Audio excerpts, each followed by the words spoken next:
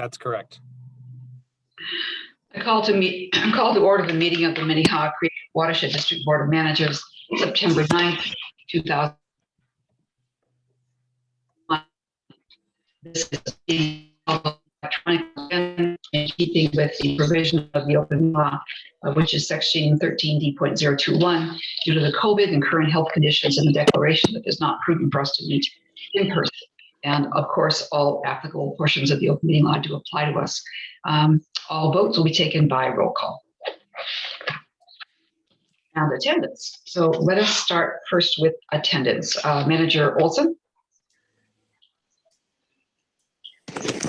Present. Manager Maxwell. Here.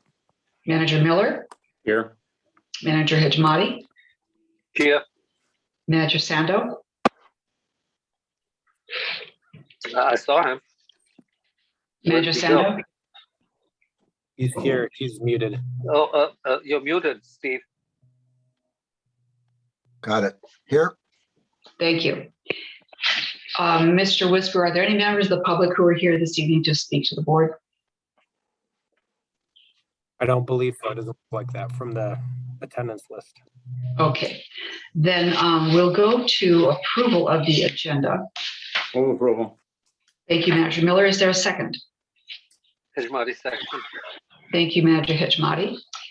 Voting to approve the agenda, Manager Hejmati. Aye. Manager Loftus is absent. Manager Maxwell. Aye. Manager Miller. Aye. Manager Olson. Aye. Manager Sando. Aye. And Manager White votes aye.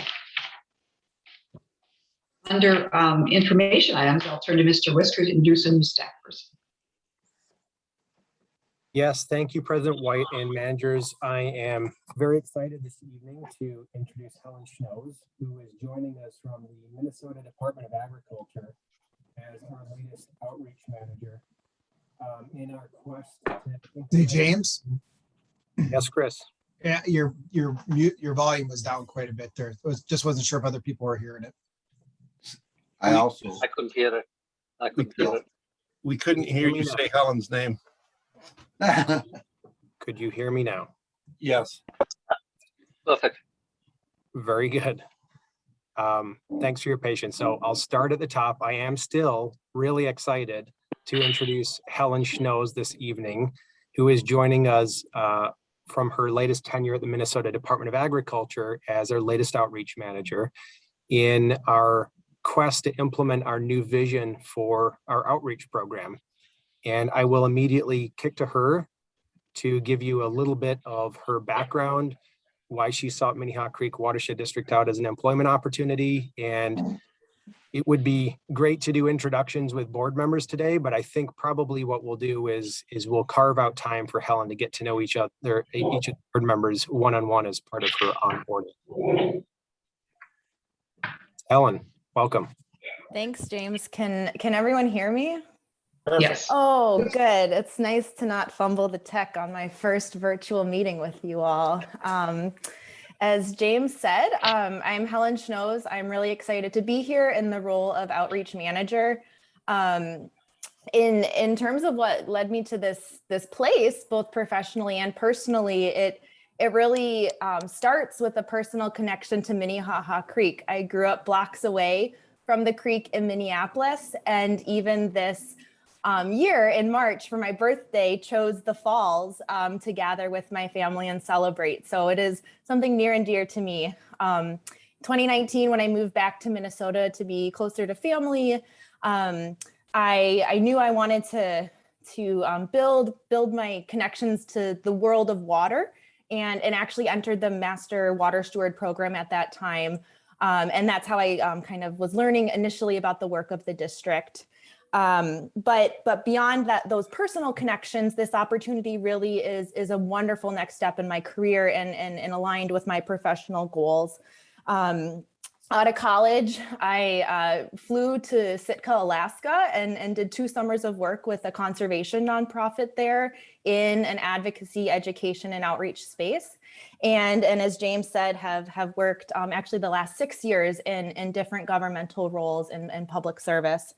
And so what that journey has looked like for me is that I have a master's in regional planning from Cornell. And in 2017, actually received my certification, national certification as a planner. And so I'm really coming at this work with a passion for community engagement and an understanding of the interconnectedness of systems and complex issues that make our communities great places to live and be.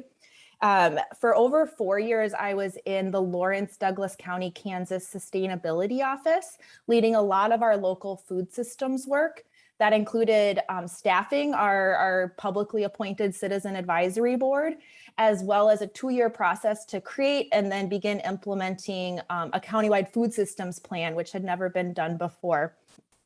In my end of my time there, I got the pleasure and the privilege of launching and providing the foundation for some really exciting open space planning work that really was looking at how we're connecting cultural heritage, natural resource conservation, recreation, and climate mitigation and adaptation planning. And really it was that work which when I moved home, I really wanted to find my way back to, and I think is really aligned with the balanced urban ecology policy and all the important strategy work that the district has done for the last 5 years to really chart an innovative path forward. At the MDA, I have had the pleasure to learn a lot about our state government and how it works, and had the opportunity to develop and launch and lead multiple federal grant initiatives, as well as work on interagency COVID-19 response, including managing $500,000 of CARES Act, really thinking about the equity in how we were responding as an agency to the pandemic. Overall, as a public servant, I really privilege and prioritize creativity and innovation. I find how that working together to see how we make government processes more responsive to what our public needs and how we can do better in government is what's exciting to me. And to me, that is aligned with the mission, the strategies, and really the culture of the Minnehaha Creek Watershed District. So I'm happy to report 8 days in, I am just continually renewed and excited about the opportunities ahead, the team I am joining, and really just thank you for the opportunity to move into this role and look forward to all that awaits us. Welcome, Ms. Snows. It's delightful to have you. Snows, right? That is really great. Yes, it is. Not everyone can get that right away. So thank you. Delighted you're with us. Because we're meeting remotely, we can't do the normal initiation for the new employee. So we'll have to forego that. You are lucky. Good to have you. Welcome, Helen, again, and thank you. You're welcome, Helen. I look forward to talking to you in person.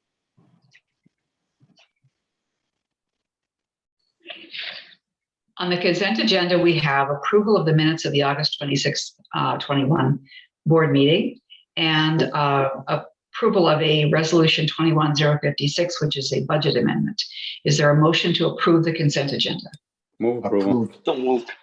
Manager Miller, second. Manager Hajmati. Yeah. Voting on that by roll call. Manager Sando. Approved. Manager Olson. Aye. Manager Miller. Aye. Manager Maxwell. Aye. Manager Hajmati. Aye. And Manager White votes aye. Consent agenda is approved. I don't have any meetings to report on, but I wanted to just mention, but maybe you've seen the report also, that Maud was saying this week that this is the 50th anniversary. And within 4 months of founding, they had 15 members, and Minnehaha Creek was one of them. So we've been a member since 1971. So congratulations to Maud. And then I noted also that the city of Orono is having a ribbon cutting ceremony for the projects that they've been doing at the Big Island Nature Park. So they're ready to kick that off. And of course, staff has worked with them along the way to make sure that everything they've done is consistent with the conservation easement the district holds there. We had an operations and programs committee meeting. Manager Olson, would you give the report for that?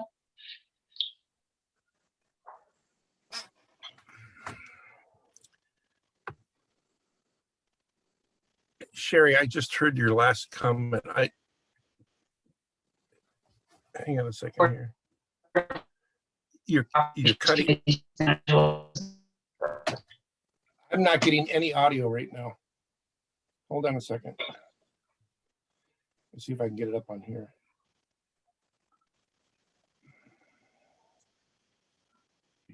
If it's my audio, I'll switch to my iPad. You have had a couple of bandwidth issues where your audio is chopping just a little bit, Sherry. Okay, bear with me for a few moments and I will. Sherry, what was it? I hear you now. What was it that you were asking for? Oh, for a report on Operations and Programs Committee meeting earlier this evening. Okay, thank you. Okay. Yes, we had our Operations and Programs Committee meeting earlier today, and we reviewed 3 potential projects that our staff is examining very closely with opportunities that we have to do select projects that are outside of our strategic zones that we work on on a regular basis. So we're looking for those opportunities, and during this evaluation, we were able to hear about the current status of 3, and we will fine tune them and come back to them in a future time. Thank you.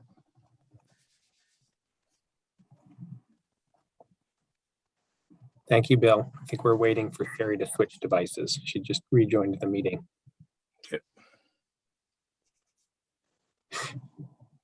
I switched but forgot to turn the things on.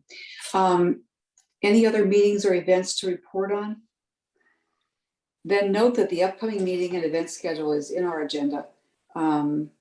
These are all virtual meetings: Citizens Advisory Committee on the 15th, Manager Olson's liaison, and then committee and board meetings on September 23rd and October 7th. And do note that from that October 7th meeting through the end of the calendar year, we're meeting on the 1st and 3rd Thursdays to accommodate holidays instead of our usual 2nd and 4th. And that'll be consistent through the end of the year. Our next action item is adoption of the 2022 budget and certification of the 2022 tax levy. Mr. Whisker. Thank you, President White. Board of Managers, as President White just mentioned, this evening before you for action are resolutions 2159, excuse me, and 2160 for adoption of the 2022 budget and work plan and certification of the 2022 levy, respectively. Of course, ahead of our statutory deadline of September 15th. I'm not going to be providing a full presentation this evening since the board's received one at its last meeting as part of the public hearing in August.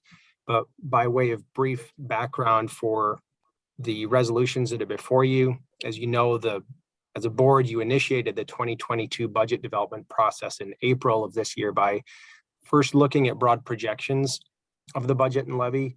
And since that time, the board has held 6 additional meetings covering a detailed review of our capital improvement plan, our programs, our operations, and capital finance and debt. You've also looked at the strategic alignment and proportional balance of the budget to ensure that it clearly supports our mission and short-term priorities. And you've gone through a series of meetings of refinement. Of course, along the way, the Citizens Advisory Committee has also been engaged, and all of that work, all those discussions culminated in the public hearing on August 26, 2021, at which time the district had received no comment from the public in writing leading up to the meeting, since the meeting, or at the meeting. So that brings us to this evening where we're asking the board to act on Resolution 2159 rather, to adopt a budget of $15,027,532, as well as adopt the associated work plan, and also simultaneously announce another opportunity for public comment pursuant to truth and taxation statutes for a date set of November 18th. And then Resolution 2160, which would certify to Carver and Hennepin counties our 5th consecutive year of a flat levy at $9,675,993. So before I turn those 2 resolutions back to you, President White, that should be taken independently and via roll call, which isn't a problem for us because everything's roll call these days.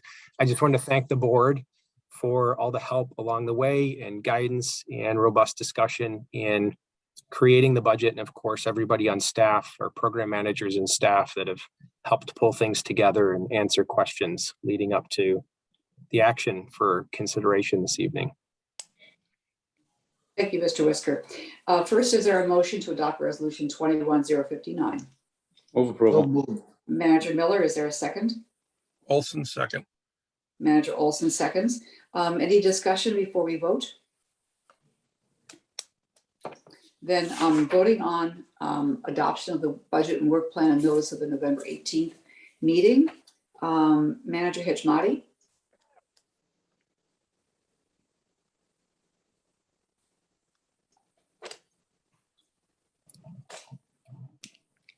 I'll come back. I believe he's muted.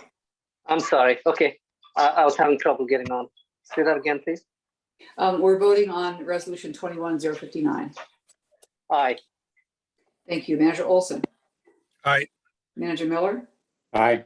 Manager Maxwell. Aye. Manager Sando, Aye. and Manager White votes aye. And I add my thanks to everyone involved who's been shepherding this through the year. Then let's move to resolution 21060, which is certification of the tax levy. Is there a motion to adopt the resolution? Maxwell moves. Thank you. Is there a second? Second. Miller seconds. Manager Sando, Aye. Manager Maxwell, Aye. Manager Miller, Aye. Manager Olson, Aye. Manager Hitchmati. Aye. Thank you. And Manager White votes aye.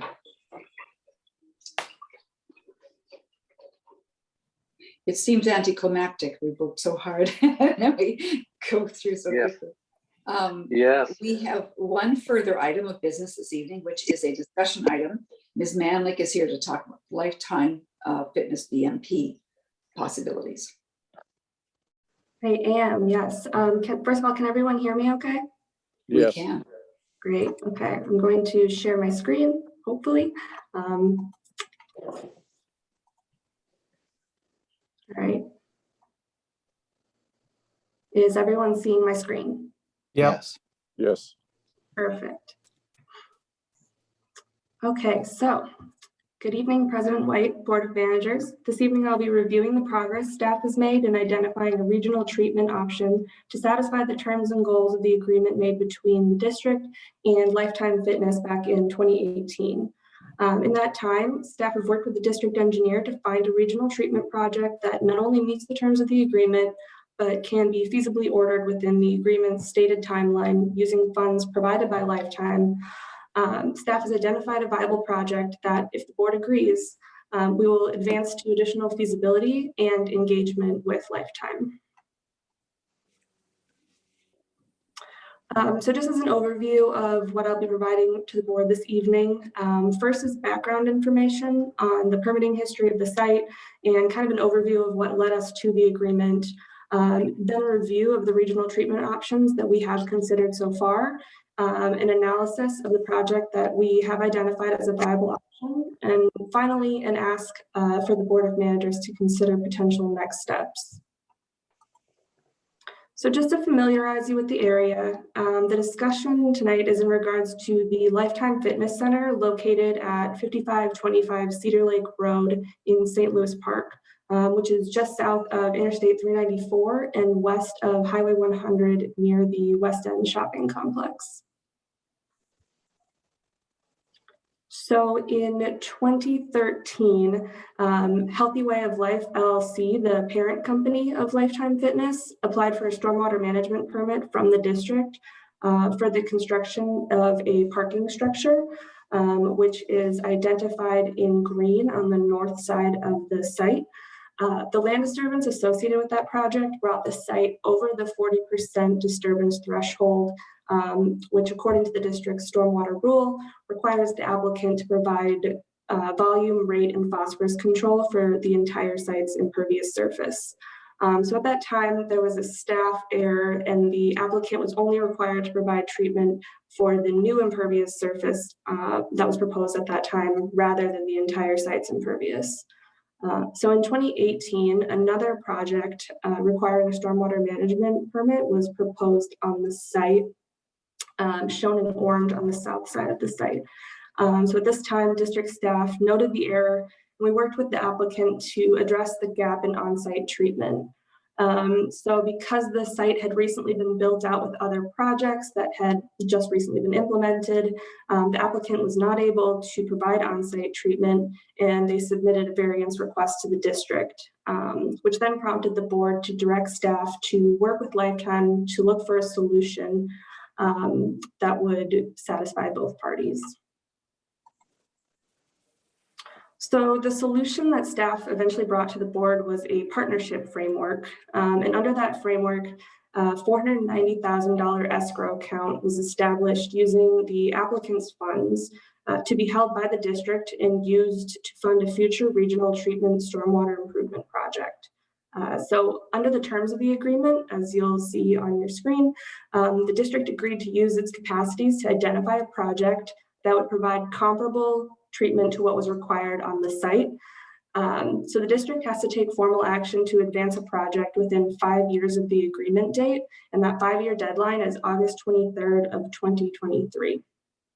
So the agreement also states that the district's review of projects must initially be focused on the same minor subwatershed as the Lifetime Fitness location, which is in the Twin Lakes subwatershed district or subwatershed, also known as MC 101. The treatment goals for the project were a total phosphorus reduction of 7.2 pounds per year and an abstraction volume of around 29,000 cubic feet. So as I just mentioned, the agreement does state that the initial review of projects must take place within MC 101, which is the minor subwatershed where Lifetime is located. If no options are identified in MC 101, the agreement does say that the search can then include minor subwatersheds down gradient of the Twin Lakes outlet. So in our initial screenings, staff and the district engineer reviewed over 20 projects within MC 101 and the down gradient subwatersheds, which I'll discuss in much more detail in my next slide. No viable options were identified within those search areas. So staff looked west to MC 100, also known as the Lamplighter subwatershed. So for some background on MC 100, it's a formerly landlocked area that discharges into Twin Lakes by means of a pump station. And so because it's not naturally draining, the district engineer considers MC 100 hydraulically and functionally a part of the Twin Lakes subwatershed. So because of that, we broadened our search area to include MC 100. So now I'll walk you through kind of how we evaluated the options that we have been looking into over the years. So since 2018, staff and district engineer have reviewed over 30 treatment options throughout the subwatershed. So these included NERP ponds, infiltration basins, filtration basins, iron enhanced sand filters, underground filtration, reuse systems, wetland restorations.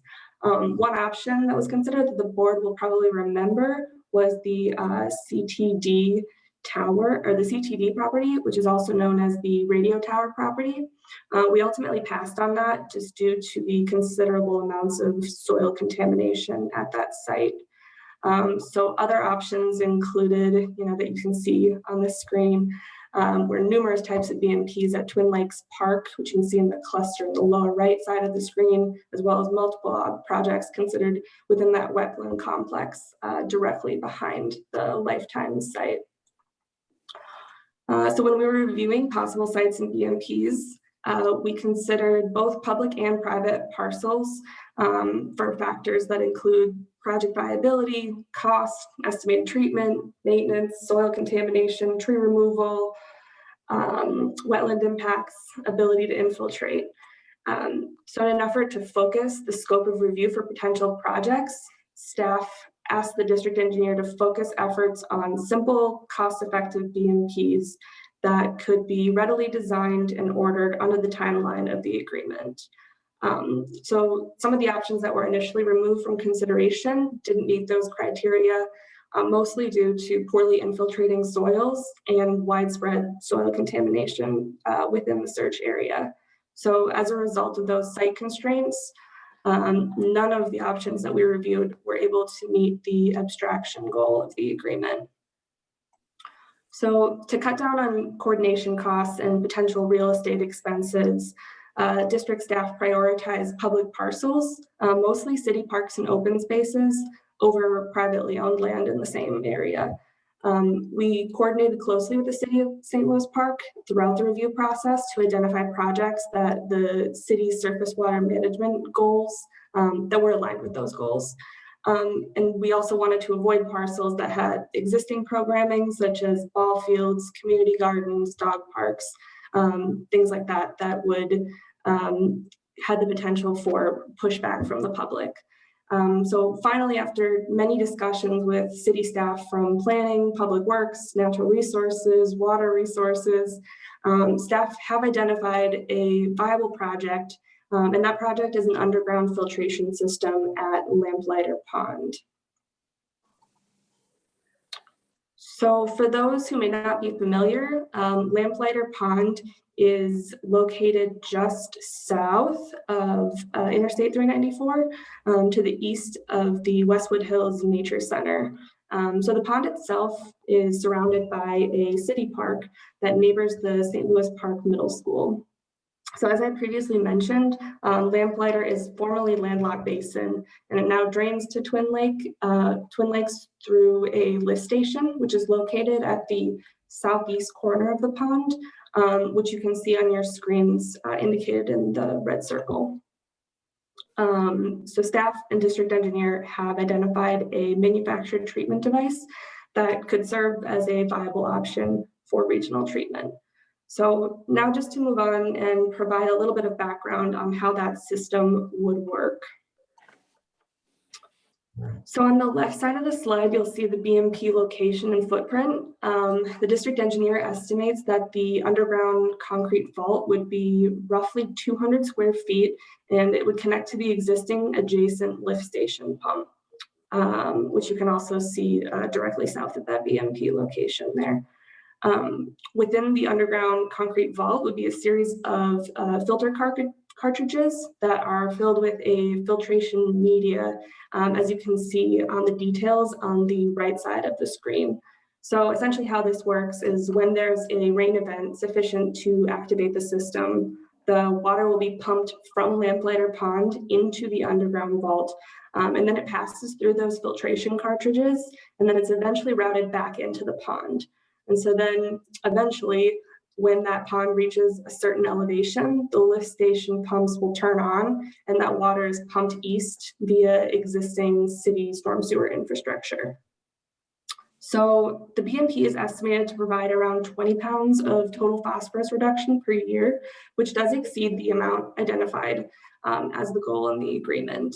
And those estimates were based on devices that are already implemented and maintained in other city projects, most notably Carpenter Park, which the board may remember was a regional treatment project that was approved by the board in 2017.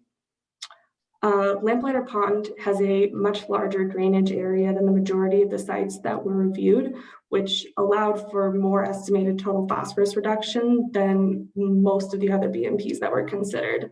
So while I want to emphasize that there is no abstraction component to this project, that was also true of the majority of the potential BMPs that were considered.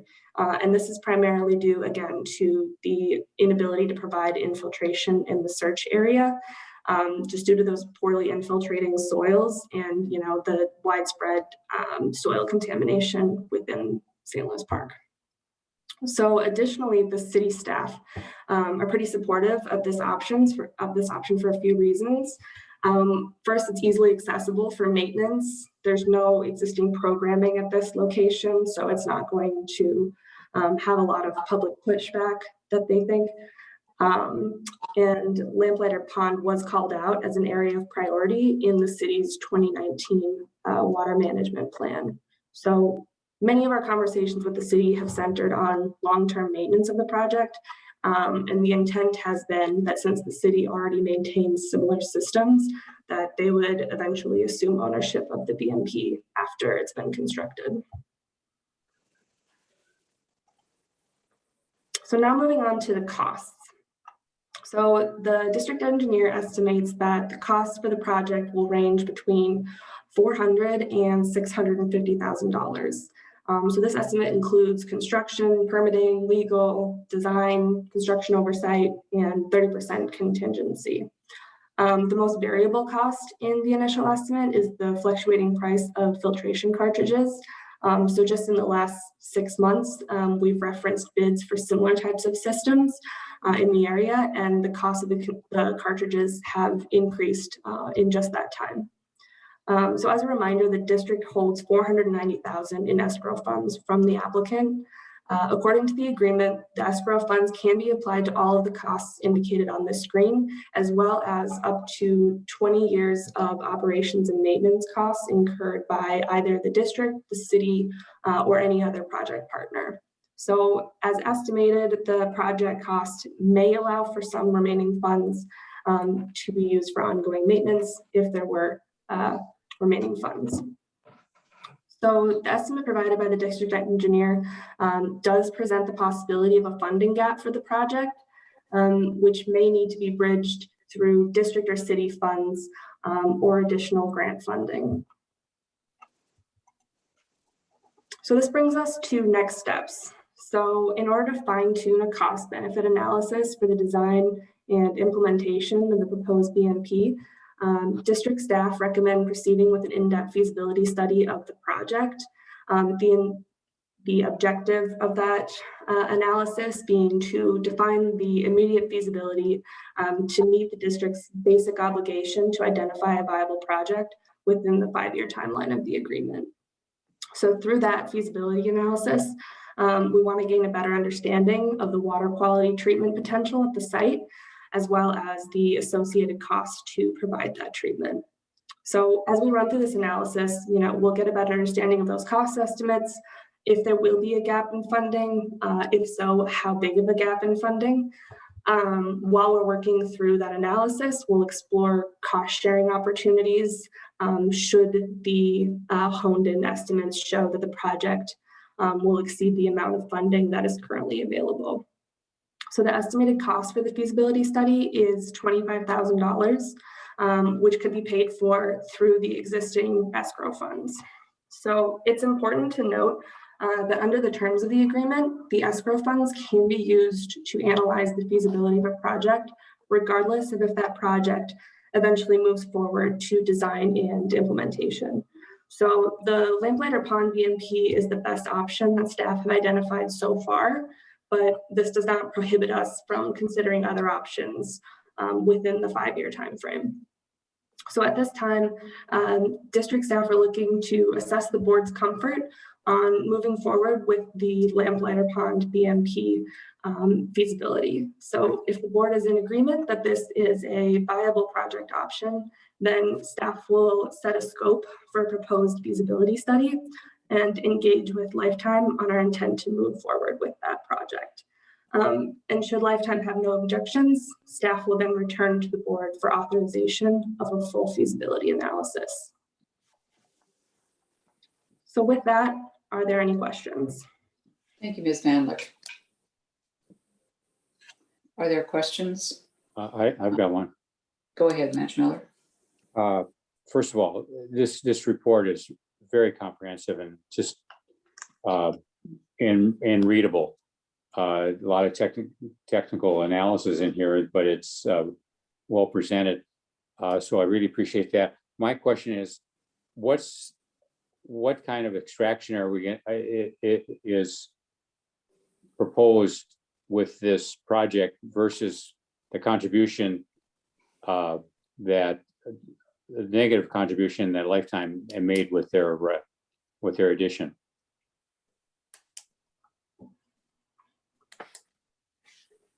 Are you asking? Karen, you want to tackle that? Did you have any questions? Yeah, about no, the I'm question? sorry. I'm a little unsure what is being I think what asked. Manager Miller's asking is how much volume abstraction does this project that you've evaluated, the Lamplighter project, how much abstraction does it get? And how does that measure against the amount of volume that we were looking to abstract that the Lifetime project generated? So what's the target and how much are we getting with this project? Great, sure. Yeah, that's an excellent question. So this project unfortunately does not provide any abstraction. So it does not meet the volume control goals set out in the agreement. And that was around 29,000 cubic feet that was outlined in the agreement. So that said, the majority of the projects, if not all of the projects that we looked at, were not able to meet that abstraction goal that was outlined in the agreement, primarily due to just the inability to infiltrate anywhere within the search area. The entire area had previously been wetland complexes. The soils are just not suitable for infiltration. And then, as I mentioned, there's that widespread soil contamination, which just made infiltration infeasible at the majority of the sites that we looked at. Thank you. The real question, I guess I didn't ask very clear, is the pounds per year measurement, the contribution versus the result of this new project. Yeah, absolutely. That's a great question. So this project is estimated to provide a pretty significant range of amount of total phosphorus reduction. So the goal outlined in the agreement was 7.2 pounds per year of phosphorus reduction. And so depending on the eventual size of the BMP and the number of filtration cartridges included in that BMP, we could get anywhere from 20 to 60 pounds of phosphorus reduction. So well outside of, well above what is outlined as the goal of the agreement. That's what we were looking for. Great. Thank you.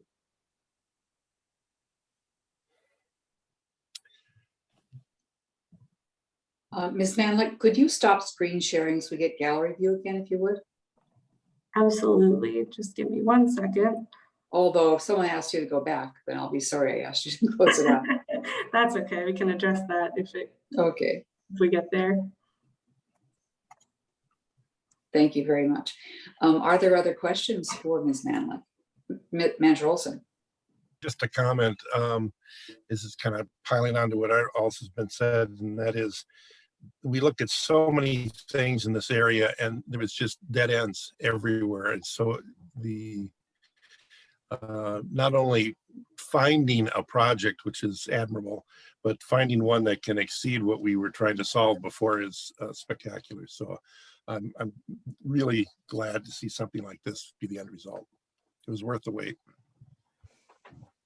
Thank you. Thank you, Manager Olson. Are there other questions? Manager Sando, being a new member, what's the cost to Lifetime Fitness? Has that been determined yet? Yeah, absolutely. That's a great question.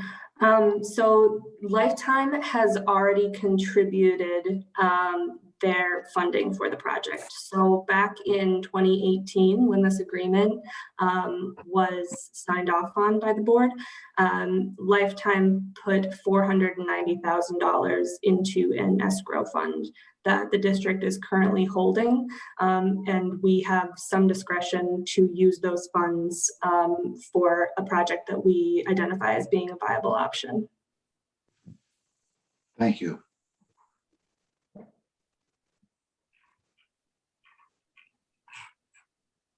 Other questions? I had a couple just little nitpicky techie questions I wanted to ask. I forget which project was BMP number 3. What was the quality of the trees and the quantity of the trees there? Value of the trees? Were they good trees?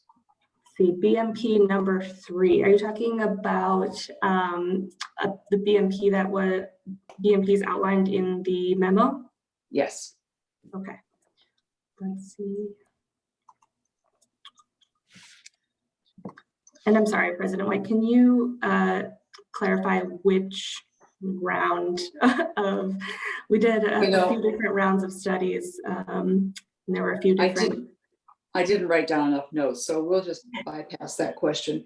I can comment a little bit on how the City of St. Louis Park does have a policy on public lands that all trees that are removed need to be replaced at a 1-to-1 caliber inch. So many of the projects that involved tree removal, the cost associated with those projects to replace especially large trees removed those projects from consideration just based on how expensive it would be to replace those trees on public land. Thank you. There was also mention that duckweed changes how the iron sand filter works. Does it make it better or worse? Chris, that's also an excellent question that I think Chris might be able to better address. I'm just happy I got a duckweed question on the third one. What it doesn't enhance it very much. The duckweed can get in and can clog the filter. Okay. So duckweed good, duckweed clogging filters not so good. Not so good. All right, got it. And that's all I have. Are there any other questions for Ms. Mamick or comments on this?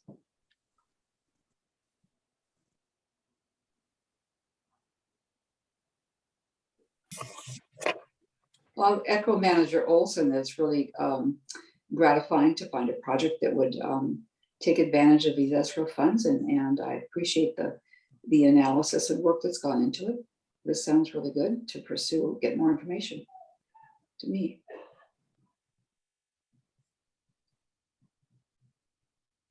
Wonderful. Louis, you were on the cusp of, I think, maybe about to say something there. As we wrap up, do you want to jump in? If it's about duckweed, Chris will be happy. I am a huge fan of duckweed, but my question or comment was just to emphasize that the project has you can see how exhaustive the process has been. The location of this project to the west of the subwatershed that was identified in our agreement is, could be an issue, but the district has identified the strong connection between those two subwatersheds and the value of the project. So I think that's a really strong basis for proceeding in the discussion with Lifetime. But it also points out the value of communication with them now. So I think as Aaron outlined for next steps, I think keeping Lifetime in the loop about how this process has gone seems prudent. Thank you. I've got a question for Louis, as long as he's being shown on the screen here. Go ahead, Mr. If I could, if I don't ever remember a similar kind of escrow on a substitution project like this. Is this a unique opportunity that we've had? It's not completely unique because we did have under our old rule regime this fee in lieu of on-site treatment. And we collected payments from permit applicants who demonstrated it was difficult to achieve a certain amount of treatment on site, and then we held those funds. So that would be one example. So it's not totally unique in my memory.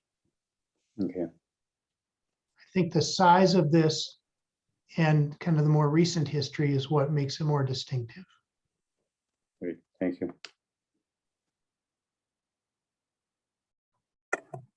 Other questions or thoughts, managers? Is everyone comfortable with going ahead and getting taking the next steps outlined in Ms. Mamick or beginning that process? This is Arun. I had a question. Go ahead. Yes. My understanding is that the memo is that the parent company of Lifetime Fitness has been very cooperative throughout this process, and I'm hoping that when we have first, is that correct? And if it is correct, then are we doing things to maintain that relationship? Kind of like we did with Methodist Hospital, where the relationship with them was good. That then can be potential for us for the future. So I was wondering about that. That is, the staff would be too cautious to mention it, but the former owner of Lifetime, we had a lot of discussions that didn't turn out really well on several 100 acres that he owns on the west side of the district. He has since sold the company, but he still runs it, and it's owned by a New York hedge fund, I believe, or venture capital firm, I believe now. And they are so big into development around the country under this new ownership that it seems to be one of the most progressive property developers, because they're doing apartment buildings, office buildings, and athletic facilities, all integrated into single projects.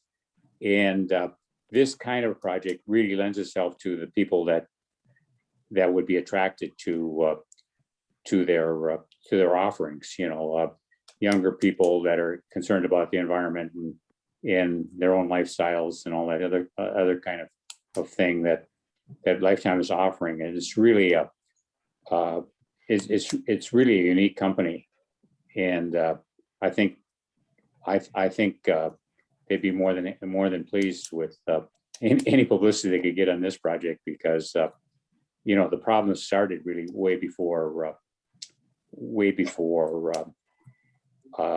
the previous owner even owned it, because it was owned by Harvard Marv before, and I believe they filled in a wetland to build the first Lifetime out there. It was called Northwest Sports and Health Club then. Yep.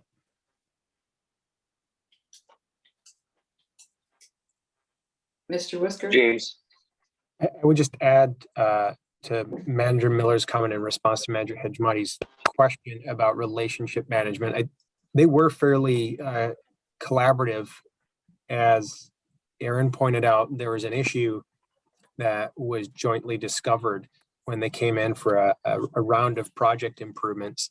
And I think that they could have been pretty aggressive and bullish in their approach with the district and pushing their project forward. And they were willing to take a step back and collaborate and look at what alternatives were there to meet their water quality and volume burden offsite, and negotiated under the board's direction, setting this money in escrow, which they weren't necessarily compelled to do. So we did have a collaborative beginning off of the heels of a problem. I think, as Lewis pointed out, our best practice moving forward is to keep them closely engaged in the result of Aaron's great work and analysis, so they can understand the planning that's gone into this option that's one sub-watershed upstream, and how to us that comports with the original spirit of the agreement. And then if ideally, if they're willing to move this forward with us, there'd be some shared marketing opportunities if the project has legs between the watershed district, Lifetime, and St. Louis Park. And as Manager Miller pointed out, the former owner sold off his interest. So I don't think that there's any direct relational conflict that we have there anymore either. Excellent. So we have some relationship capital here and some PR capital that we could tap into as time goes on. Is that right, James? I think that's right. And, ideally we'll count this among our portfolio of projects like Chaps Olson, Lennar, the Mader Family Bank, which I think we're going to report back to you on is a success story. They're closing the bank. They've sold all the credits. But all of these projects with large landowners, private businesses, where we've been able to be creative and find, yes, better shared outcomes. It's a small universe, and all those people in the same professional associations, they use the same consulting firms, same trade publications, and talk to each other. So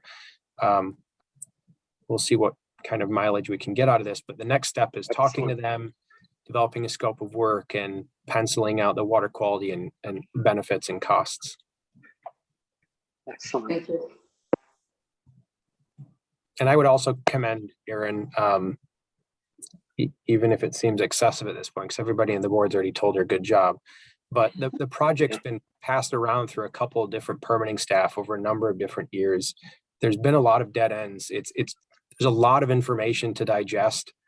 There's been a lot of planning analysis, a lot of discussion and dialogue and negotiation with the city of St. Louis Park, real estate analysis. It's sort of outside of the normal bracket of work that we ask our permitting staff to do. And I think the quality, as in Erin's presentation tonight, showed how capable she was in stitching all that together and framing the issue for board's consumption. So I just wanted to tell her good job. Thank Good you. here. This is yeah, I support that. Excellent work. Very well written report too, by the way. Very well written report. Is there anything else, everyone? Then I'll thank you, Ms. Manlick. Thank you very much, and we'll look forward to the next iteration. Last item of business is the administrator's report. I guess that's not business, the last item on our agenda. Always my favorite part, There you go. where I'm speaking for the board. We'll start with the drought monitor report. As you know, this is, the other side of the coin. We used to give high water level reports, but every Thursday now the U.S. Drought Monitor provides an update on conditions. And today's update shows 26% of Minnesota's in a moderate drought, 22% in severe, 30% in extreme, and 5% exceptional. That's marginally better than last time. Conditions have improved slightly over the last couple of weeks due to rain. The Twin Cities received now just under 21 inches of precip this year, which is 3.3 inches below normal. You'll remember, and we have made up some ground, that the previous report where we were 5 inches below. So at least the needle sort of hit some kind of bottom, and the needles flattened out a little bit. We're gaining some ground. As for the lake elevation, not a huge difference there. Lake Minnetonka is at 928.3 feet. So we're still just over 2.5 inches below run out elevation at 928.6. So the dam remains closed and will until the lake bounces after we've received enough precip to have it do so. And the creek's pretty dry. Down at Hiawatha, we're sitting at 6 cubic feet per second. Shifting gears here to 325 Blake Road. At the top, I wanted to share some really sad news. The Minnehaha Creek Watershed District project manager for 325 Blake Road from HDR, Craig Churchward, who's been in front of the boards, led some of our engagement, presented with city council. He suddenly passed away this weekend. And obviously that's come as a tragic shock to Craig's family, his HDR family, and the district. We were talking with him all the way into late Friday and Saturday.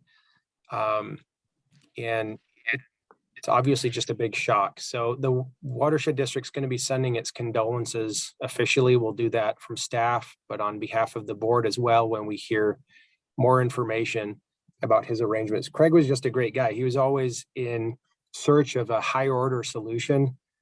He was really an inspirational planner.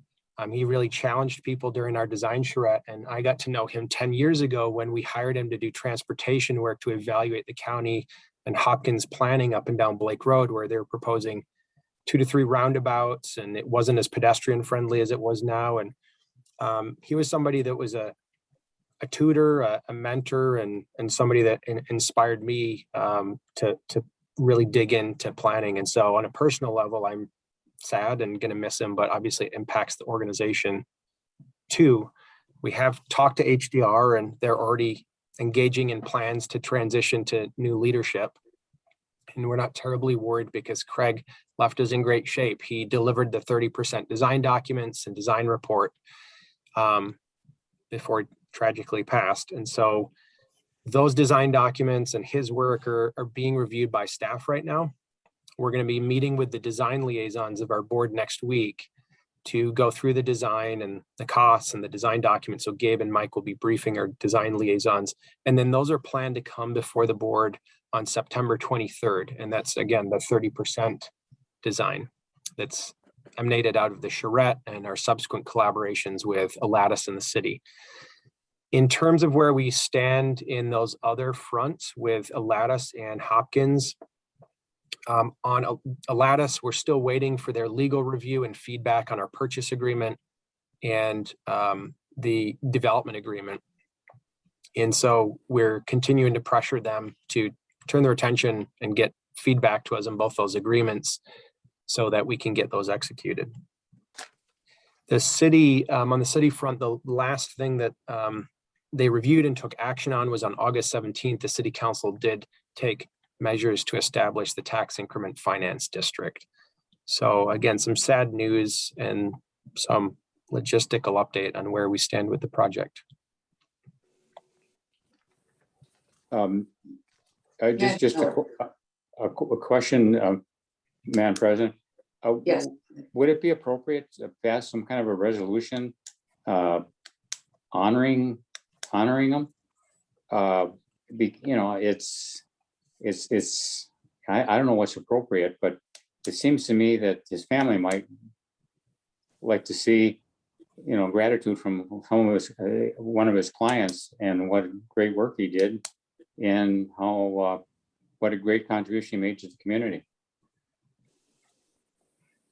Madam President, Mr. Smith. I just want to add, I worked with Craig, you know, probably going back 15, 20 years.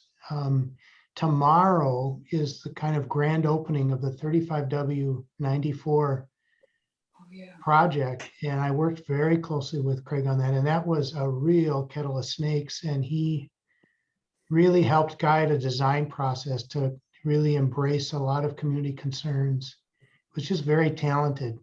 So it's really sad news to hear. And if the board's interest is in such a resolution, I'd be happy to help. Thank you. Ms. Manager Hejmati, your hand is up. Thank you. I'm really glad to hear about the resolution that we passed, and I'm wondering if we can go any further than that, with what we can do to support the family, to support HDR. You know, my sense is that Craig was precious to all of us, and what can we do to support those who are grieving and are having difficulty? I don't know if that's appropriate or not. To be clear, Manager Hejmati, a resolution has not been passed. I think Manager Miller suggested it. Lewis has offered to collaborate with staff to bring something forward that we could deliver to HDR, as well as Craig's family, showing how much his work meant to the district, the watershed, and the community.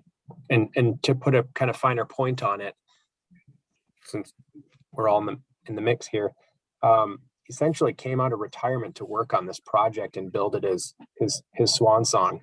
As we put kind of this out into the ether as a project, he started dialogue with HDR about this is the project that he wanted to work on and close things out. And that's why we're in such good shape on 30% design, is he was buttoning everything up to ride off into the sunset. So it really is just sad news. Well, maybe this shouldn't be talked about until we thought it out a little more, but I was thinking some kind of a plaque at the site.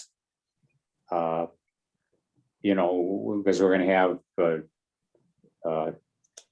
different educational things, and just a plaque commemorating the good work he did on behalf of the district on planning and engaging the community, et cetera, et cetera. Maybe that's something we could think about too.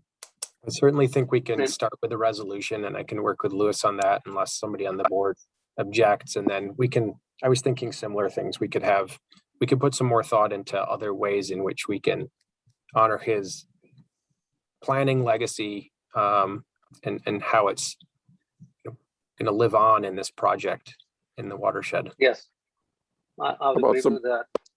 How about, Can we go any further and help for them an first? architect? You know, can we help HDR or can we support his family? What can we do with that? Yeah, we'll think about that. Let's start with a Okay, resolution. all right, just think about it. That's good enough for me. It was wonderful to see him during the design charrette as he moved around and kept the groups functioning together and being creative. It was delightful to see that happen. So quite a loss, quite a loss. Do you have anything else for us this evening, Mr. Whisker? I do. One quick update left. The last meeting I'd reported pending meeting that the Lake Minnetonka Association had scheduled with bay captains to set vegetation management strategy for 2022. And they'd invited Three Rivers Park District, Hennepin County, the Department of Natural Resources, the Lake Minnetonka Conservation District, and the Watershed District.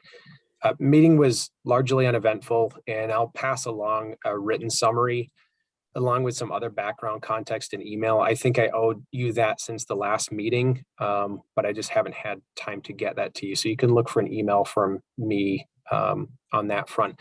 One takeaway from the meeting is there wasn't a lot of dialogue with the agencies. One, it was largely an internal conversation that the agencies were spectators to. And second is that there's some new bay captains for Harrison's Bay and other areas of the lake that I believe are members of the LMA that were asking, what is it that we're trying to accomplish as the Lake Minnetonka Association with regards to vegetation management? What is the plan and how much will it cost year over year? There's just a general sense of their fundraising, but they're not sure what the targets are in terms of management. And so there ended up being some debate back and forth over whether members should raise money and quote, trust the LMA to spend it wisely, or if there should be a clearer upfront strategic plan. So we get to kind of see some of the internal dialogue and decision-making around how they're setting strategy for the different bays with the limited funds that they have with regards to veg management. Like I said, I'll send a written update when I get a moment. Thank you. And that is all I have, unless there's questions on something I didn't cover. You know, just a note that there'll be a notice, I'm sure, but the headshots that were scheduled for the 23rd next meeting aren't going to work with us with the off-site meeting with the remote meeting schedule. So that will be, you could take that off your calendars and we'll revisit that at some future time. Thank you. I'd totally forgotten that, and that was supposed to be in my administrator's report. We'll get out a written notice, but yeah, the September 23rd headshots that were supposed to overlap with committee meeting because we were anticipating being in person have been postponed. And so we'll obviously repoll, set a new date, and I'll make sure a written notice gets out so nobody loses track of that and inadvertently shows up at the office on the 23rd. Thank you, James. If there's nothing else, the meeting's adjourned. Thank you, everyone. have a good week, everybody. Thanks, everyone. Bye-bye. Good night, everybody. Thank you. Have a good one, Good night. everyone. Take care.